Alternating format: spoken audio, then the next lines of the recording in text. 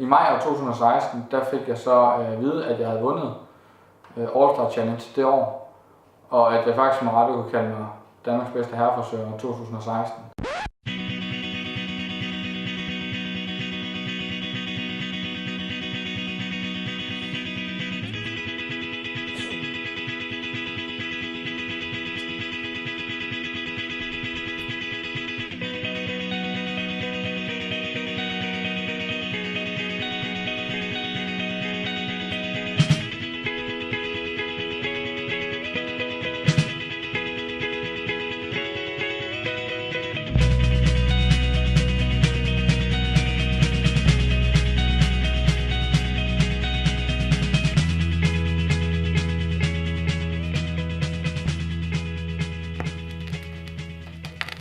Jeg hedder Jesper, jeg er 25 år gammel, og for 3 år siden startede jeg min store drøm, drømmen om Harry Potter. Jeg havde ideen om at gøre tingene på en vis måde, og der vidste jeg, der var jeg nødt til at gøre det på min måde. Så jeg startede butikken op i et håb om, at det kunne lade sig gøre. Og det var lidt et longshot i starten, det vidste jeg godt, fordi jeg var 22 år gammel, men min bedre halvdel, hun stod mig op igennem det og sagde, at vi skulle gøre det. Og så var drømmen at starte en gammeldags barbershop op, hvor at tingene var, som de altid har været i førhen i tiden. Håndværket var i absolut højeste sæde, og største fokus det var, at når du går ud derfra, så skal du have det godt. Og så synes jeg generelt, at mændene de manglede steder at gå hen, når de gerne vil groomes, og der skulle gøres lidt ud af sig selv. Og i stedet for dem, hvor de kunne slappe af.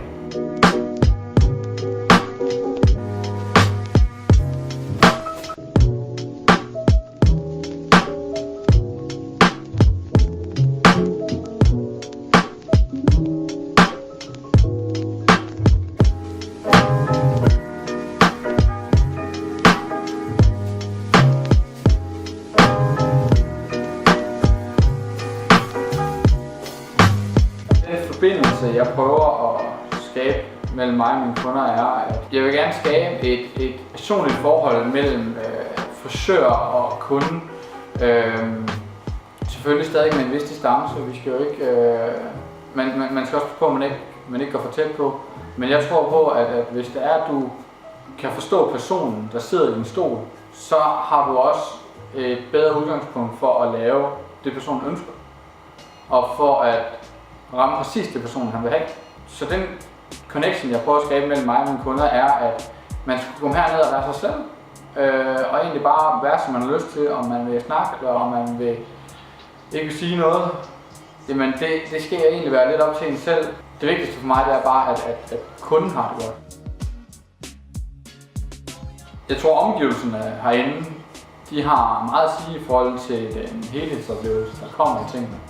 Og det er jo fordi, at rent visuelt, jamen, så tager vi jo noget ind også. Og det har noget at gøre med både hvordan det ser ud, det har noget at gøre med musikken. Det er med til at give stemningen. Og en stemning af, at man kan falde ned og slappe af.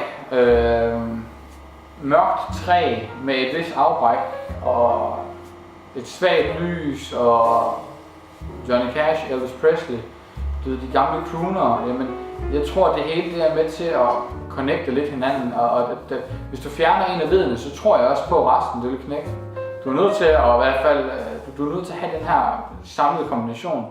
Det startede med, at jeg så en gammel barberstol til salg på Den Blå Avis. Så tænkte jeg, det kunne sgu egentlig være meget fedt. Og den tanke, den kunne jeg simpelthen bare ikke klippe igen. Så jeg var nødt til at undersøge, hvad var muligheden. Jeg var nødt til at undersøge, kan det lade sig gøre? Og jeg sprang ud i det. Det hele det skete meget hurtigt. Det hele det skete hen over en måned, hvor det andet faldt plads. Og så var det egentlig bare at prøve. Jeg tænkte, jeg er nødt til at gøre det nu, fordi jeg vil komme til at ære mig senere i livet, hvis jeg ikke gør det. Og min bedre halvdel, hun var støttende omkring det, sagde, at hun synes, vi skulle gøre det, selv når en chance at tage. Så jeg tror, da jeg gjorde det, der vidste jeg ikke, hvad jeg gjorde faktisk. Der gjorde jeg bare instinktivt det, jeg egentlig følte var det rigtige at gøre. Det første år af butikkens levetid, jamen, der deltog jeg i American Crew All Star Challenge, som faktisk talt af Danmarks mesterskab for herrefrisører. Den blev nummer 3, og jeg var egentlig meget godt tilfreds med det. Men jeg skulle lige prøve at se, om jeg ikke lige kunne presse citronen. Bare for at se, bare året efter, jeg skulle lige prøve. I maj år 2016, der fik jeg så at vide, at jeg havde vundet All Star Challenge det år. Og at jeg faktisk med rette kunne kalde mig Danmarks bedste herrefrisør i 2016. Og det var sådan lidt peaket, følte jeg. Det var det, jeg ville opnå.